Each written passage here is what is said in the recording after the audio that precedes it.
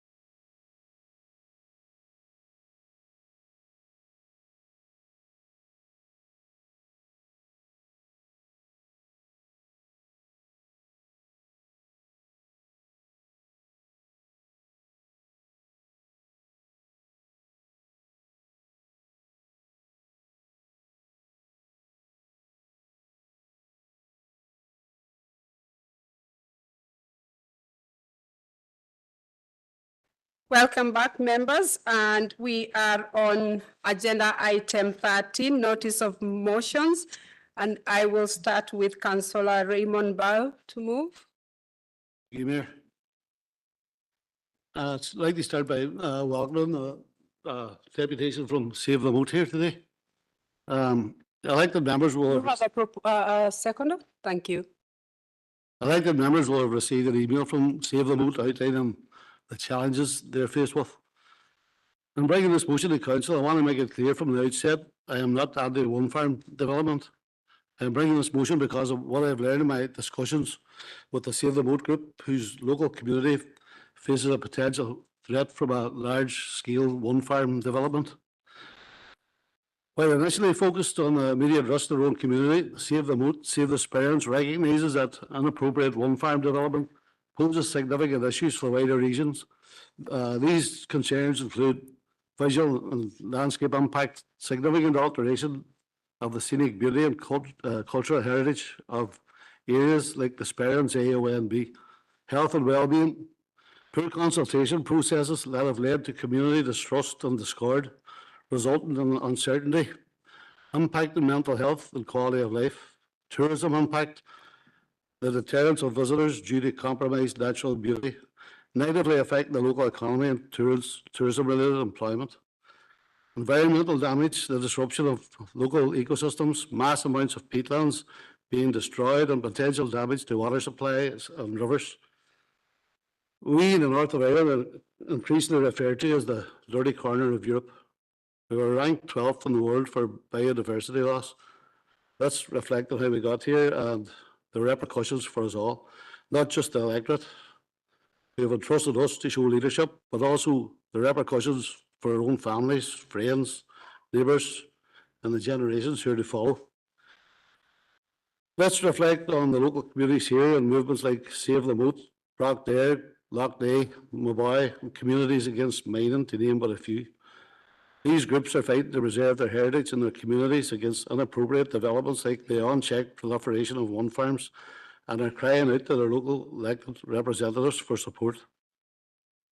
No one can accuse this council of not already having facilitated and enabled one farm development, which we can all clearly see from the map kindly provided by our friends from Save the Moat. This has come at a cost, and now this council needs to reflect on the potential cost of this proposed development to host communities and its citizens. This motion is about taking proper stock of where we are in relation to one farm development, of taking stock of the cumulative impacts of 16 one farms and 80 single turbines on people's health, the landscape, tourism, and community cohesion. This council needs to take stock of and reflect on its previous motion to support and value rights of nature, and how any position it takes on one farm development on our areas of natural beauty and on our precious peatlands will determine its level of commitment to that motion. I would implore members to support this motion and advocate for a balanced approach to one farm development, an approach that uses all the tools that we have to achieve our climate change goals, local solutions which have clear host community support and which put people's well-being first.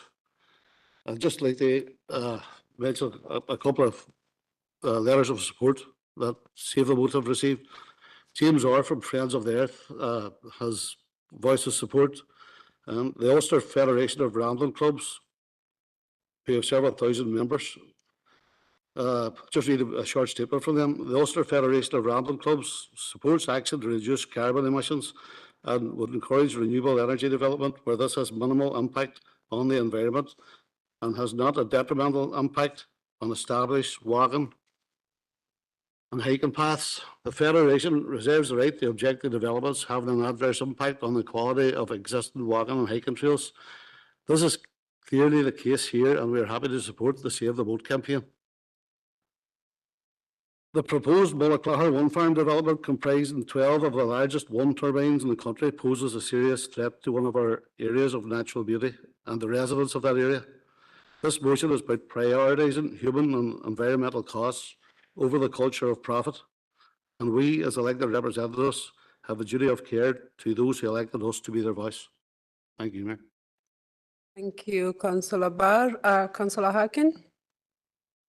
Thank you, Mayor. And first of all, can I also welcome all the members of the Save the Moat campaign who have taken the time to come here today to watch our discussion and be part of the process.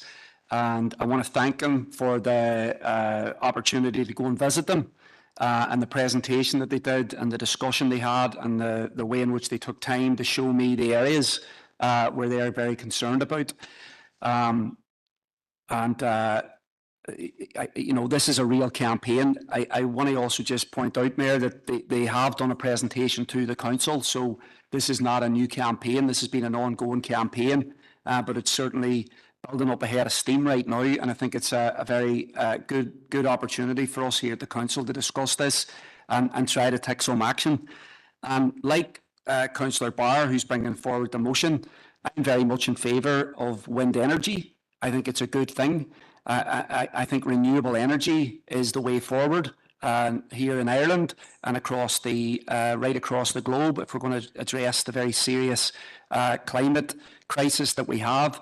And our council has been forthright in taking action, calling for action in terms of increasing our use of renewables and also our climate pledge and all the other motions that we've passed in relation to protecting our ecosystem as well. So while we support wind energy, we also have to look at where it's happening, how it's being done, and if the system's being abused. And I think that there are, from my discussions, from what I've witnessed, there are places where wind farms are not appropriate, and I think we have to assess that and call a halt to it if necessary. In one of the areas, the moat, which is the mountain, people live around that, like we live in our streets or your areas, and the proposal is to put up wind turbines that are 180 feet in height. I mean, that is an incredible height. And if you stand where the mountain is and you look at it and you go on top of that mountain, is going to be these huge machines. It will be overwhelming for anybody that's living there. It'll have a massive impact on the area, which is announced. It's an area of outstanding natural beauty, as is the entirety of the Sperrins. But this will also have some impact in terms of the local ecosystem as well, because it impacts peatlands, because you need roads, you need building. So all of these proposals need to be looked at in terms of the impact they're going to have and the cost benefit in terms of if you undermine peatlands, that releases methane into the atmosphere, which we're trying to avoid doing.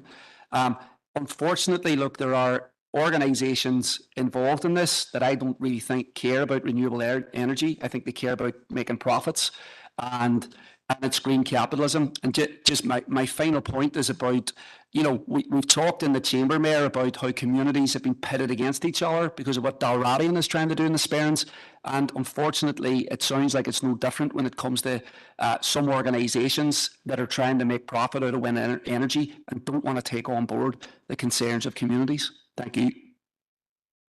Thank you. I'll bring in Councillor Leonard, please. Thank you, Mayor, and may I first of all welcome members of the Save the Moat group as well to the chamber today. I'd like to thank Councillor Barr for bringing this motion to the council today. I want to state from the outset that renewable energy is necessary, and our target for the region through the Climate Change Act 2022 is to generate 80% of our electricity from renewables by 2030. Within our own council here, we need to align with the strategic growth plan and the climate change adaptation plan. I'm conscious too that in our council area, there are many small farmers, and renewable energy may provide a vital income to sustain their farm business viability. However, with regards to wind farms and wind turbines, it is vital that they are appropriately sited with no negative implications, and that all material considerations in planning applications are robustly scrutinised. With regards to the motion in front of us today, it does appear that the motion is both calling for research into the impacts of the wind turbines and at the same time providing us with the conclusion of the research and banned wind farms and single turbines before the research has actually taken place. I would at this stage like to acknowledge the many years of work by council officers, members of this council, some of who are in the chamber today, and previous members who have painstakingly prepared the draft Local Development Plan, or the LDP as it is known as. The LDP is available for everyone to view on the council website. And to give you an idea of how extensive the document is, this is a hard copy of it. I encourage members who have not yet had the opportunity to read the draft LDP to do so. In the LDP, you'll see chapters dedicated to renewable and low-carbon energy development and the protection of our natural environment, natural heritage and seascape. Protection of the sperms is not new. Specifically with regard to this motion, it is clearly evident this council's objectives in the draft LDP are highly cognizant of the need to protect the natural environment and the sperms AONB. Councillor Leonard, I need you to wrap up. Yeah, well, you will, if you read the LDP, you will read about the intention of establishing wind energy capacity areas, a designation to reflect certain local areas that are saturated at present with wind turbines. This council's presumption will, in the LDP, will be against wind farm and single turbines development within the Sperrins AONB, unless it can be demonstrated that the proposal would not adversely impact or erode the intrinsic appeal of the AONB and will not result in an unacceptable adverse impact on, for example, historic assets, human health, landscape character, and water quality. And just to sum up, considering that we have a draft LDP that has gone through independent assessment, I would propose an amendment to the second part of the motion. And I would ask if Teresa can share that, please. And this reaffirms our council's presumption against wind farm and single turbine developments within the Sperrins AONB, unless it can be demonstrated that the proposal would not adversely impact or erode the intrinsic appeal of the AONB. Thank you, Mayor. You have a seconder for that? Okay, so we have a couple of people who indicated to speak on the first motion without the amendment. Do you want me to bring you up to speak to both? Or, okay, Councillor Gallagher. Thank you, Mayor, for letting us in. Welcome our visitors to the public gallery. Good to see a bit of people power coming in. Hi, and thanks to Councillor Barr for bringing the motion. I think that this motion is probably very timely in the sense, and I also sit on the planning committee, and I get the sense that there may be like a creeping saturation.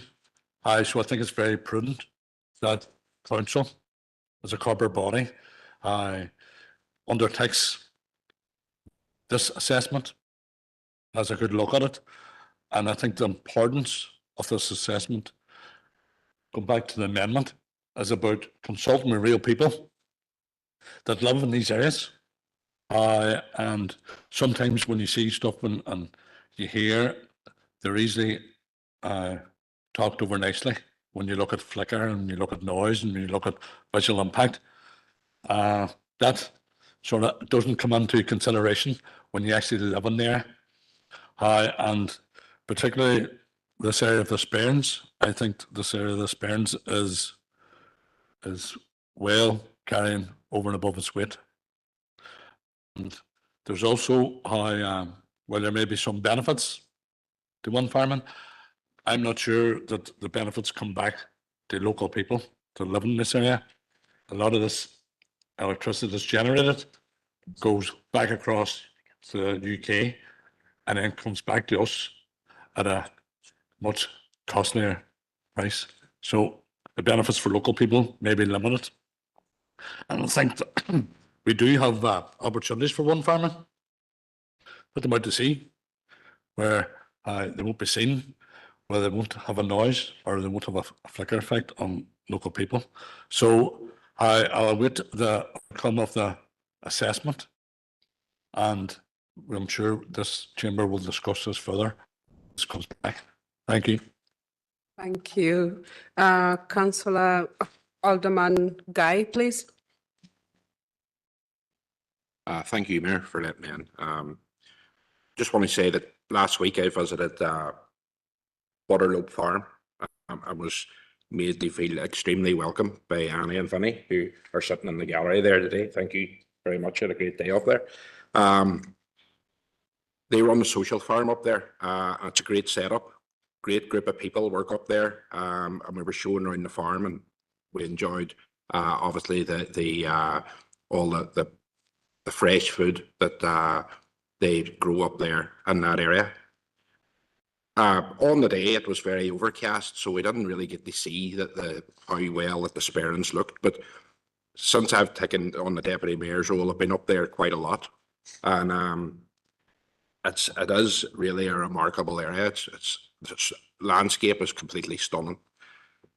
But after we had the event, we spoke about the proposed wind farm, and it's the latest to be built in that area of outstanding beauty. But we spoke about the impact in these peatlands and the fact that removing vital carbon sinks to reduce carbon only makes sense only to profiteering international companies. And I agree with a previous speaker whenever he says we were informed about these here wind farms years ago that they would be good for everybody. They would bring the price of electricity down, but we haven't seen that. We run off a different grid completely, and everybody's household bills has been going up instead of the opposite way. So people up there in Esperance, they believe that the local and regional government should be investigating and supporting more ways that can reduce carbon, as well as promoting other renewable energy strategies. And we all believe that the pathway to net zero should not destroy our wildlife, landscapes and rural communities.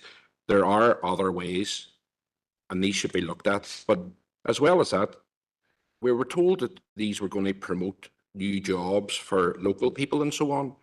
I remember bringing in people here, and there was very little local people involved in putting up their wind farms. It was people from Denmark and Norway and places like that, in Holland, even as far away as Australia and so on. There was nobody at all local.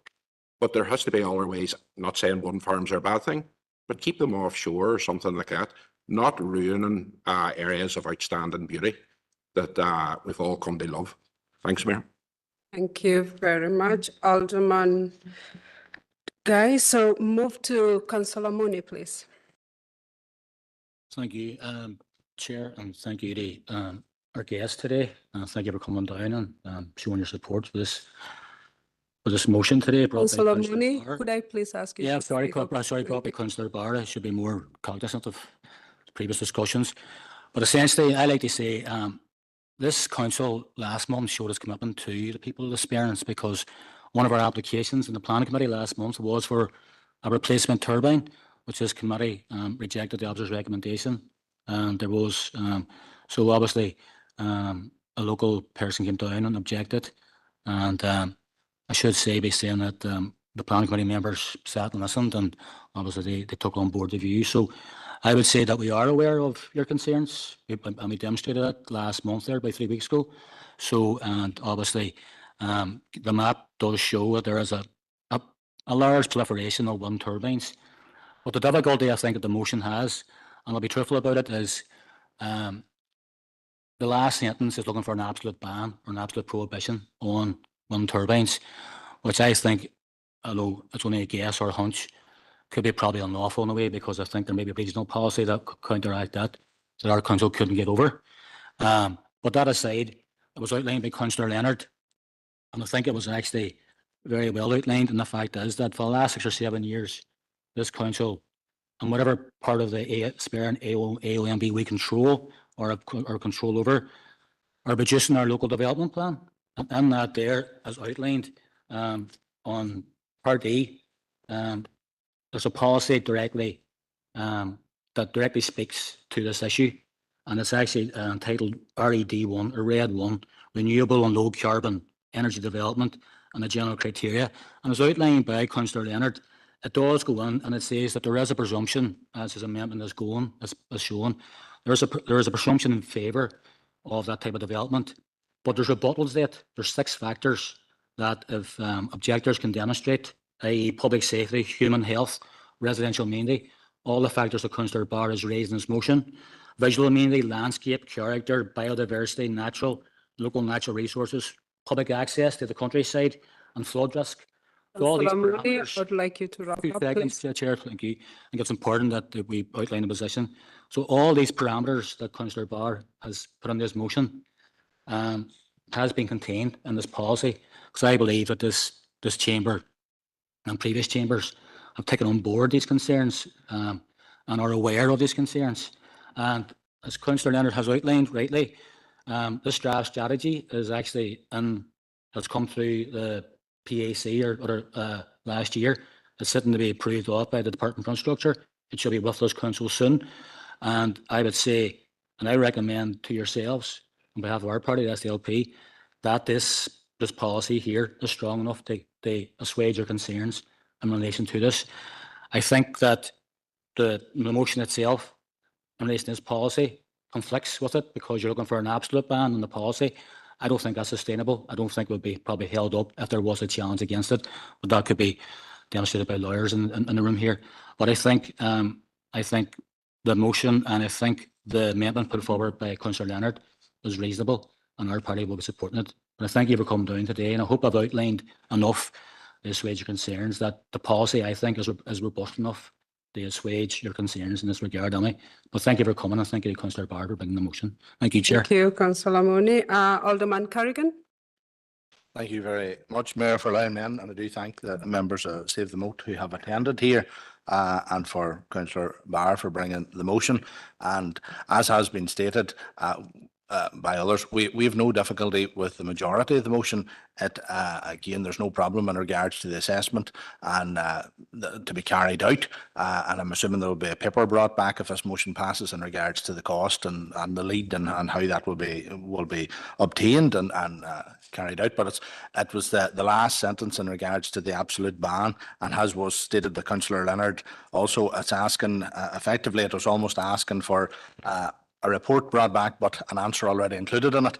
And so we do have that difficulty, but we do feel that the amendment brought forward by Councillor Leonard is appropriate. And as Councillor Mooney has stated here, in the red 1 section of the LDP, we feel there's enough in that to cover and to assist there in regards to future applications in regards to wind turbines. I do note, it has been covered and we're content in regards to it. Do note the Sperrin AONB is the largest of the 8 AONBs across Northern Ireland, and does comprise effectively 36% of our council area. So it is mindful then that any further turbines then, according to this motion, would have been placed in the remainder of our council area if there is a target. And being a DAIRG councillor, we do have a substantial amount of wind turbines in that area. And I'm sure, as Councillor Maguire, former Councillor Maguire would have made mention, the turbines up in Ahiarn and Clither, and Councillor Caroline Devine there as well. We'll closer to them again, but we have a saturation of turbines in that area. But it's a factor in that. I do note a difference, in my personal opinion, regarding a wind farm and regarding an individual turbine. There are many small businesses, or there are many small businesses, maybe turnover-wise, who are erecting turbines and are using that for their own use. And there are many of those turbines that are currently being replaced by individual ones who are replacing at their own cost and no longer receive a ROCs payment. And it is because they're making use of that turbine for another purpose, that they're using that energy themselves in whatever type of business they have. So I do note, I personally would note a difference between single applications and between the large wind farms that are proposed. There is obviously, as well as has been stated, and many councillors will be aware, a lot of wind turbines, there's a lot of community groups have received benefit, and there's substantial money has been pumped into some of the local communities. And again, it does cause upset in some areas, but there are community groups who have benefited substantially from grants through wind farms as well. So that's another factor of it as well. But and on the overall, Mayor, we are content enough with. We were almost content with the motion, but it was the last sentence. But I do feel that the amendment put forward by Councillor Leonard is appropriate, and we can support the amendment. Thank you, Mayor. Thank you. Alderman Hussain. Thank you, Mayor. If you look at that map, I actually live on Alderman Kerrigan will know where I live, and he knows the exact yellow blob that I'm looking at here because I live 200 metres from one of those single ones. And I totally endorse his remarks with regard to single turbines. To the south of me, I've got the Bin Mountain. To the west, over to the Barnscourt Estate, or sorry, to the east, over to the Barnscourt Estate. And looking west, you then have the rest of those. So those wind farms are all around me. Maybe it's just me, but it's with beauty's in the eye of the beholder. Aesthetically, they don't bother me, to be quite honest. And living 200 metres from one of the turbines, an individual one, the noise doesn't bother us where we live. That said, I welcome the motion because it's asking for an assessment. Well, I mean, get the information before any decision is made. And similarly, the issue of a total ban would have concerned me, and I thank Councillor Leonard for the amendment coming in there. But even with my situation, not minding aesthetically, I also have the concern about carbon sequestration, etc. And that is something that will come through within the assessment. So fair enough, the motion's there, let's get the assessment, and then people can look at the facts that are brought to them and make their determinations after that. But thank you, Councillor Barr, for the motion that it is an assessment. Thank you, Mayor. Thank you very much. And Councillor Boggs? Gurmagh, Mayor, but a lot of what I was going to say has already been mentioned, so I won't prolong the meeting any longer by rehashing what others have already said. Thank you. And finally, Councillor Donnelly. Chair. Look, I think first thing that needs to be said is that, the corporate position of council, we declared a climate emergency and published the climate adoption strategy. So we have to take cognizance of that. So I think that opposing energy projects without justification could draw adverse criticism. So, Councillor Donnelly, do you want to sit in front a wee bit so Sorry? that everyone can hear what you're saying? yeah, sorry, no problem. I think that in the past, part of the problem was that we had a proliferation of the smaller turbines across the 6 counties because of a historic perverse financial incentive, but like the RHI, and which paid more to erect smaller and less efficient turbines. I think that has stopped a number of years ago. But I think, this has to be down to the good planning and where they draw the lines, because in the past we've had a number of environmental disasters. We've had Derrybreen wind farm in Galway, which caused irreparable harm from peat slides into adjoining rivers, killing 50,000 fish and permanently damaging the spawning grounds of protected Atlantic salmons. And in recent years, we've had similar types of disaster affecting the Mourne, Beg and Derg rivers. Chair, I think there's, in general, look, I think that this type of energy should be nationalised, and which will have more rigorous, more efficient procedures. But I think there's also a mistrust, when we look at, we have adopted all these policies, and when we look at our environment, when we look at Lough Neagh, and we look at Maboy, and we look at the state of our rivers, which is being pumped in, I think there's generally a mistrust that's out there, and that leads to sometimes in people taking sides or informed. But from my own point of view, is there any legal protection in areas of natural beauty? Just so we get a better understanding, as it stands, is there legal protection for them?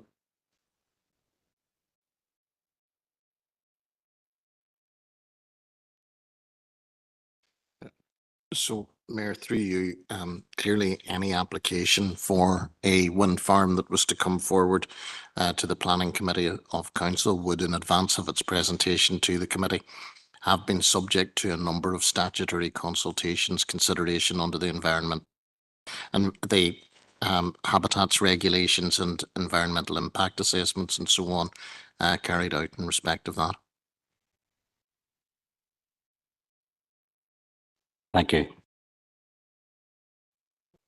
Thank you, members. Okay, I do not hear any dissenting voices, but can I just confirm with a show of hands on the amendment, anyone voting against it?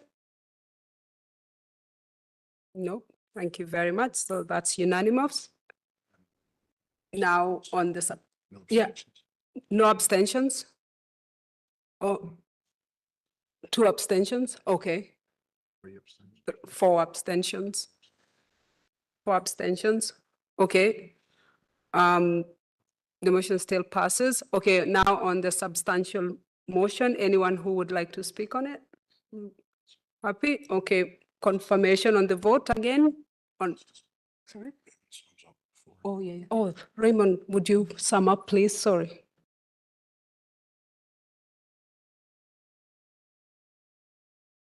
Do you want me to sum up now? Aye, no. Like Councillor Donnelly, I have serious reservations in relation to policy contained in the LTP and how that policy would be implemented. And again, as Councillor Donnelly alluded to, it's down to mistrust in relation to what we've seen happen with Block A and Maboy, you know, so well, basically, I'm not happy with the amendment. I may have to accept it. I feel that it dilutes the motion.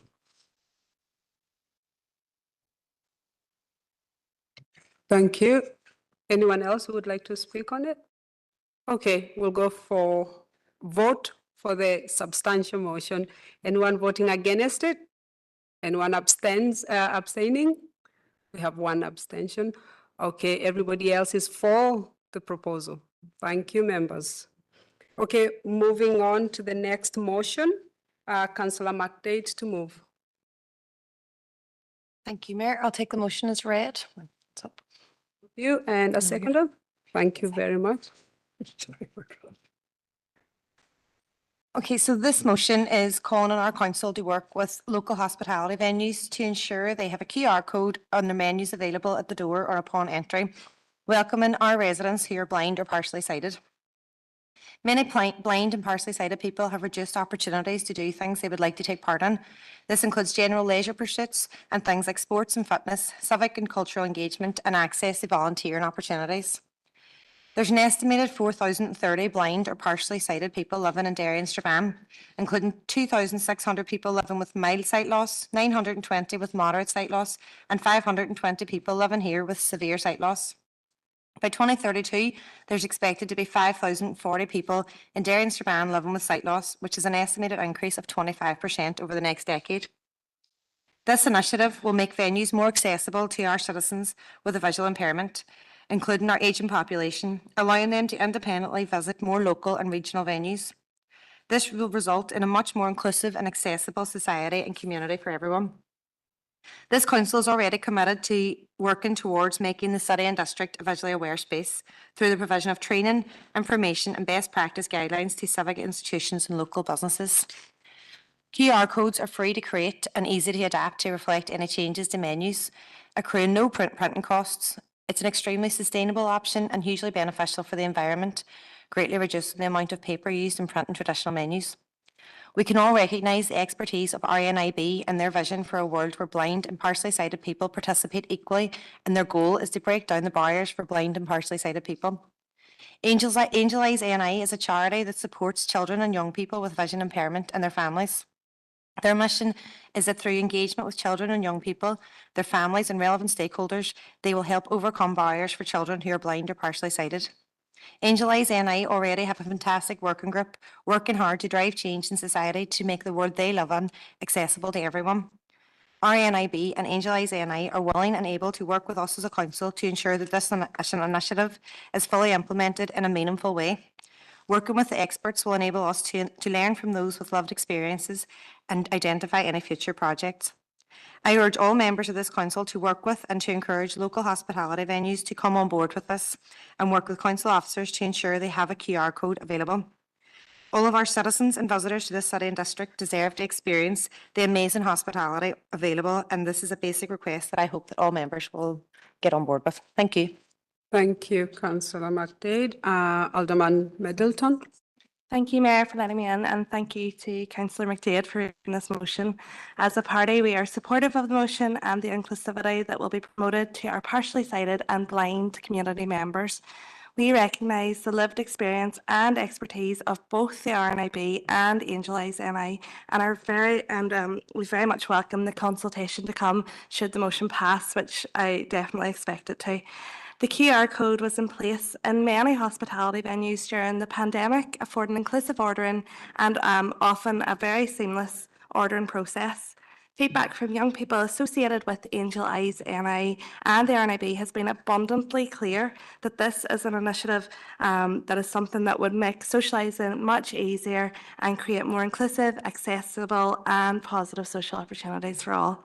As a party, we do have a few questions about how this would work and how the rollout of accessible menus for all hospitality venues would look, as well as which type of eateries would be included. But we are confident in our council officers to bring back a good report on how this would be actioned. I'm so happy to see our council lead the way on this, and also more than happy to be able to second the motion. Thank you. Thank you so much, Alderman. And Councillor Clark. Mayor, just on behalf of Sinn Féin, I want to thank Councillor McDade for bringing forward the motion. I personally would welcome it because my friend's wee girl has albinism, so she finds it hard to navigate around restaurants and different things like that. So we will be very supportive of this motion. So thank you. Thank you very much. And finally, Councillor Houston. Thank you, Mayor, and thanks to Catherine for bringing forward the motion. It just expands upon the work that's already being done in relation to the sporting industry and the work that we all have been doing as a council team to make the Ryan McBride Brandywell Stadium more accessible for people with a visual impairment. It's really good to see the partnership working between Council, RNIB and now Angel Eyes. And I had been looking on their website and looking at the innovative ways that they are dealing with children and young people who have a visual impairment or are indeed blind. And it's very inspiring to see that that was all set up by parents of children. And we all know that early intervention's key, and putting interventions in place for children with visual impairment is very important in order for them to feel that their society is accessible and they can go and do the things that children with normal vision can do as well. So I would propose that maybe we get Angel Eyes in for a deputation. We have had RNIB. We have had RNIB go out into community groups at community meet and greets, which has been proved very, very beneficial in relation to community centres within the district as well. So it would be very interesting to hear from Angel Eyes just about that early intervention stuff and how we can be implementing some of their strategies and ways of working. And just to commend Mr. McCartney as well, who's in the gallery, he has been working very hard.